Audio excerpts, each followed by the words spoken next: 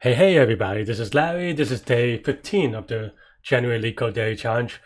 Hit the like button, hit the subscribe button, join me on Discord, let me know what you think. The middle of the month, 2 weeks in. Wow, time really flies, huh?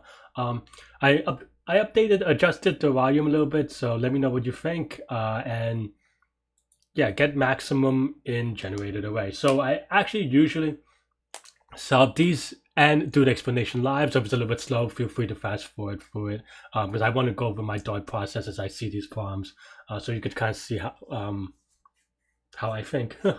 Okay, so you give an n, and an array of nums is generated in some formula. Find a maximum integer in the array. Huh.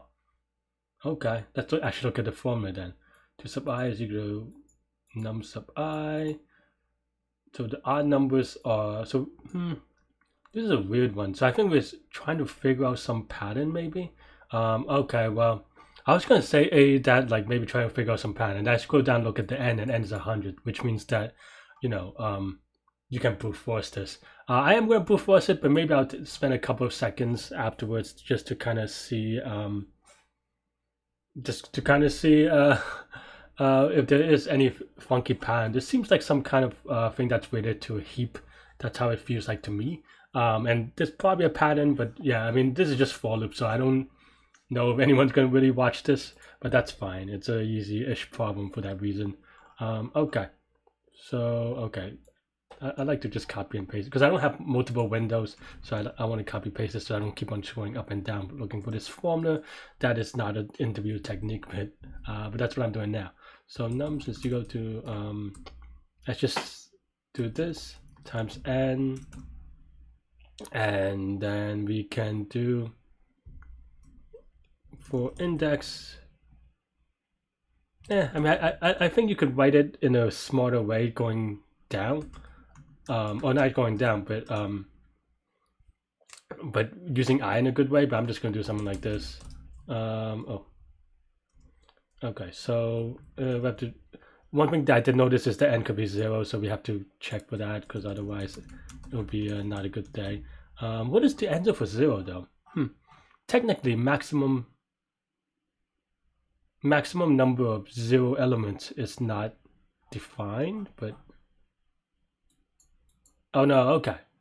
An array of nums n plus 1. So okay, so this is a reading is fundamental problem. So then the nums of 0 would just be 0.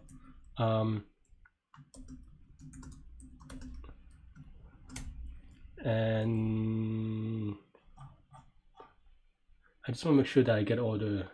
Now I'm second guessing my n plus 1. So the last, I don't know why they do this n plus 1 thing, but yeah, the last 3, 4, 5, 6, 7, 8. Yeah, so because for n is equal to 7, there are 8 elements. I don't know why they did it this way. It's a little bit weird.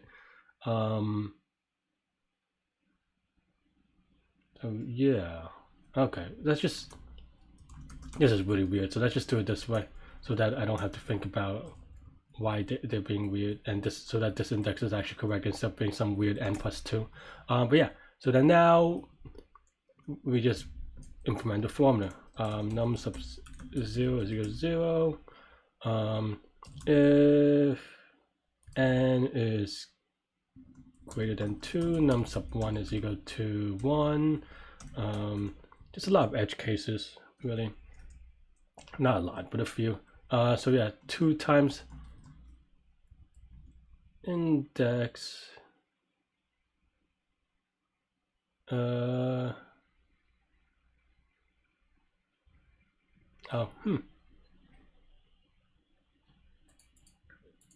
so okay, this is another way of saying if this is even, do this. If this is odd, do this, right? And there are a couple of ways, and I think you could go up the thing. So let's do it. If index mod 2 is equal to 0, then is it nums? Nums sub. Why did I call it nums? Oh, because they give it nums. I usually don't call it things nums. That's why. Index is equal to num sub index divided by 2. Else num sub index is equal to and in this case I don't go all the way to plus 1. Huh. Right. Yeah, maybe. Just off by 1, it may bug me. I have to think about it. But yeah, 2 plus num sub index 2 plus 1. And then at the very end, just return max of nums.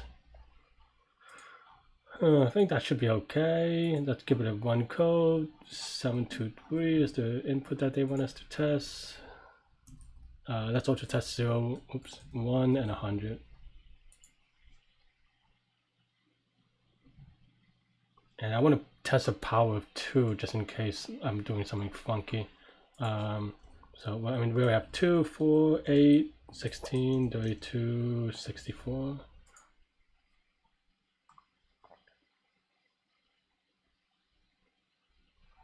Okay, looks good. Let's give it a submit. Cool. Let's go over the complexity together. But before that, I want to see what the entire array is. So I'm just going to print that out for nums is equal to 100. I'm just curious what it looks like. I guess this is, I don't know if this rings a bell for me with respect to pattern. I am going to try to upsolve this, or not upsolve this, but to uplearn this maybe, because by looking it up in the OEIS, and apparently it is Stern's diatomic series, which is exactly the form they give you. Also core function. Okay.